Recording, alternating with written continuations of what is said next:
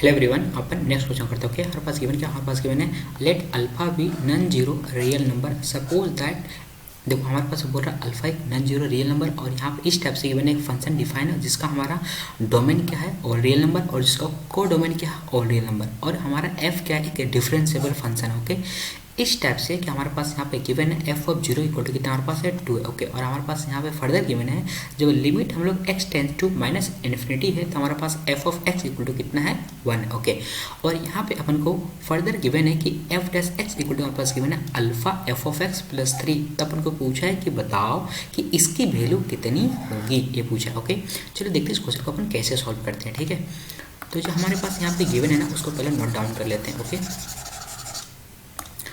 तो हमारे पास यहाँ पे जो गिवन फंक्शन है वहाँ पास लिखा हुआ है F dash X is equal to हमारे पास गिवन है यहाँ पे अल्फा एफ ऑफ एक्स और प्लस 3। ओके, और आपको पता है कि एफ डैश एक्स का मतलब क्या हुआ, हमारे पास हुआ D Y upon D X, और यहाँ पे एफ ऑफ एक्स का मतलब क्या हुआ, एफ ऑफ एक्स का मतलब हुआ वाई। तो अपन क्या करते हैं इसको यहाँ पे हम लोग प्लग कर देते हैं। ठीक है, तो हमारे पास बन जाएगा यहाँ पे D Y upon D X equal to alpha Y plus 3। Okay, अब अपन क्या करते हैं ना, जो हमारे पास एक क्वांटिटी है ना इसको उठाकर हम लोग इधर ले आते हैं, तो हमारे पास यहाँ पे बन जाएगा D Y upon D X और minus alpha Y equal to 3। Okay, अब देख सकते हो जो हमारे पास ये डिफरेंशियल इक्वेशन है ये कौन सा फॉर्म का है, हमारा लीनियर डिफरेंशियल इक्वेशन है, और जो इसका फॉर्म है ये है D Y upon D X plus यहाँ पे मान लो पी एक्स, और यहाँ पे आपके पास है वाई, और यहाँ पे आपके पास है क्यू एक्स। ओके, ये फॉर्म, और इसको सॉल्व करने का टेक्निक क्या होता है, पहला मोड हम लोग निकालते हैं इंटीग्रेटिंग फैक्टर, वो क्या होता है हमारे पास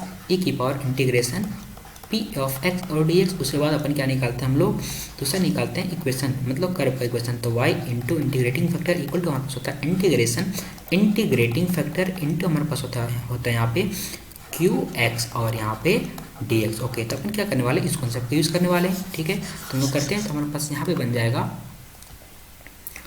इंटीग्रेटिंग फैक्टर इक्वल टू हो जाएगा आई एफ इक्वल टू हो जाएगा हमारे पास e की पावर, यहाँ पे देखो y के बगल में क्या हमारे पास है माइनस अल्फा, तो हमारे पास यहाँ पे इंटीग्रेशन माइनस अल्फा और यहाँ पे डी एक्स, तो हमारे पास बन जाएगा I F equal to e की पावर माइनस अल्फा एक्स बन जाएगा। ठीक है, ओके, हम लिखते हैं इक्वेशन, तो हमारे पास हो जाएगा y into integrating factor equal to integration हमारे पास हो जाएगा इंटीग्रेटिंग फैक्टर इंटू हमारे पास कितना है यहाँ पे 3, आप देख सकते हो यहाँ पे 3 है, हमारे पास लिखते हैं यहाँ पे इंटू 3 और यहाँ पे डी एक्स। ओके, अपन क्या करते हैं इंटीग्रेटिंग फैक्टर का वैल्यू यहाँ पे और यहाँ पे अपन प्लग कर देते हैं, तो हमारे पास यहाँ पे हो जाएगा y इंटू ई की power minus alpha X is equal to integration E की पावर माइनस अल्फा एक्स और इंटू 3 और यहाँ पे डी एक्स। ओके, ये हमारा बाहर निकल जाएगा। ओके, तो हमारे पास यहाँ पे बचेगा क्या y इंटू ई की power minus alpha X is equal to 3 और इंटीग्रेशन ई की पावर माइनस अल्फा एक्स और यहाँ पे डी एक्स। ओके, ये बन जाएगा। ओके, और ई की पावर माइनस अल्फा एक्स से इंटीग्रेशन करते हैं, आपको ये पता होगा इंटीग्रेशन ई की पावर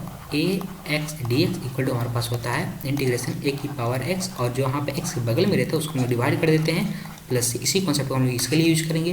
तो हमारे पास यहाँ पे बन जाएगा y इंटू ई की power minus alpha X is equal to 3 upon minus alpha और ए की पावर माइनस अल्फा एक्स और प्लस सी, ये बन जाएगा। ठीक है, इसको अच्छे से लिखते हैं, तो हमारे पास ये बन जाएगा y इंटू ई की पावर माइनस अल्फा और equal to minus 3 upon alpha और यहाँ पे ए की पावर माइनस अल्फा एक्स और प्लस सी। ओके, अब हमारे पास जो कंडीशंस गिवन है ना उसका यूज़ करते हैं, उससे पहले क्या करते हैं ना ए की पावर जो माइनस अल्फा है इससे हम लोग डिवाइड कर देते हैं, तो हमारे पास यहाँ पे बन जाएगा y इक्वल टू हो जाएगा हमारे पास कितना माइनस 3 अपॉन अल्फा और यहाँ पे हो जाएगा हमारे पास कितना प्लस यहाँ पे हो जाएगा c अपॉन ए की पावर माइनस अल्फा। तो इसको हम लोग अच्छे से लिखेंगे तो बन जाएगा यहाँ पे y is equal to minus 3 upon alpha plus A की पावर अल्फा एक्स और यहाँ पे हो जाएगा c। So this is our required curve. Okay, अब हमारे पास जो गिवन कंडीशन उसका यूज़ करते हैं, हमारे पास यहाँ पे गिवन है ना कि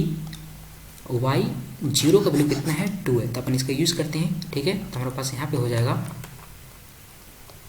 हमारे पास गिवन है F of zero equal to कितना है 2। ओके, इसका मतलब ये हुआ कि हमारे पास x इक्वल टू 0 है, तो हमारे पास कितना है y इक्वल टू कितना है 2 है, तो यूज़ करते हैं, तो बन जाएगा यहाँ पे 2 is equal to minus 3 upon alpha और यहाँ पे प्लस हो जाएगा e की पावर अल्फा इंटू 0 और c, तो हमारे पास यहाँ पे हो जाएगा 2 is equal to minus 3 alpha और सी, हमारे पास एक रिलेशन ये बन गया। ओके, और उसके बाद अब हमारे पास फर्दर एक और चीज़ गिवन है। क्या गिवन है?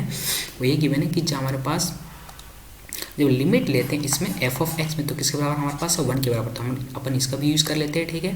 तो हमारे पास यहाँ पे है limit x tends to minus infinity f of x equal to हमारे पास गिवन है 1। लेट मी चेक, हाँ 1 गिवन है। ओके, अपन क्या करते हैं, जो एफ ऑफ एक्स मतलब y की वैल्यू क्या है हमारे पास? यहाँ पे देख सकते हो हमारे पास y इक्वल टू ये, तो अपन इसका यूज़ करते हैं, ठीक है। तो हमारे पास यहाँ पे बन जाएगा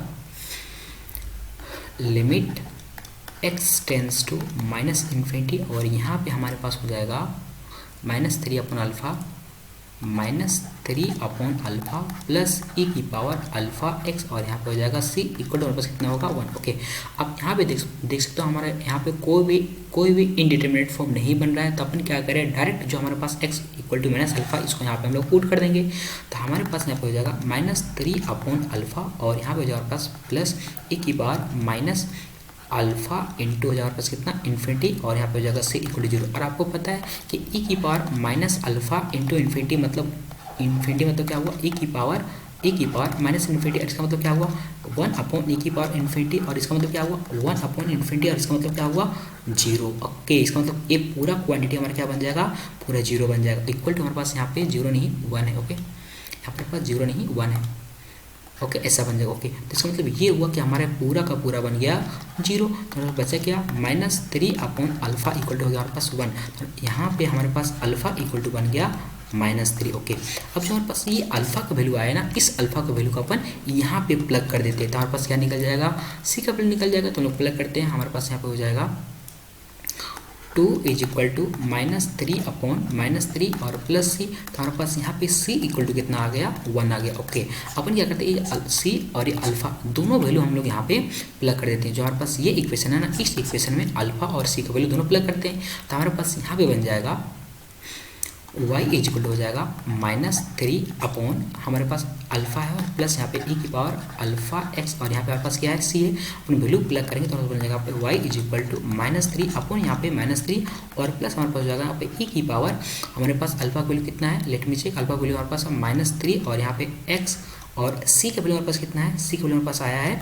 1। ओके, तो हमारे पास यहाँ पे बन गया, जस्ट सेकेंड, हमारे पास यहाँ पे बन गया y is equal to 1 plus e की पावर हमारे पास हो जाएगा यहाँ पे -3xa बन गया। ओके, अपन को निकालना क्या उसको लेके चलते हैं। अरे हमारे पास y इक्वल टू है क्या? f ऑफ x है, तो हमारे पास f of x equal to हो जाएगा 1 प्लस e की पावर -3xa बन गया। ठीक है। ओके, अब अपन के पास जो निकालना उसको लेके चलते हैं। ठीक है, अपन को यहाँ पे निकालना है कि बताओ इसकी वैल्यू कितनी होगी, इसकी वैल्यू। ठीक है, तो अपन पुट करते हैं हम लोग x यहाँ पर कितना? -log2 with base e। Okay, तो अपन हमने यहाँ पुट करते हैं, वो निकालना है f ऑफ माइनस लॉग, और यहाँ पे 2 विथ बेस 3e है। तो हमारे पास यहाँ पे जाएगा 1 प्लस e की पावर -3, और यहाँ पे हमारे पास कितना?